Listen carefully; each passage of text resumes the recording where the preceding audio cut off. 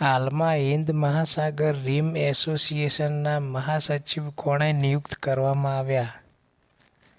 સંજીવ રંજન. હાલમાં ચર્ચિત Trojan gun ભારતે કયા દેશ સાથે મળીને વિકસિત કરી? ફ્રાન્સ. હાલમાં ભારત સરકાર ફિલિપિન્સ બાદ કોની સાથે બ્રહ્મોસ મિસાઇલ નિકાસ કરશે? ઇન્ડોનેશિયા.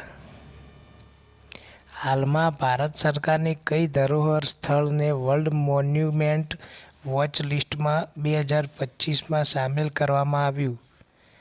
મસી નદીના ઐતિહાસિક ભવન.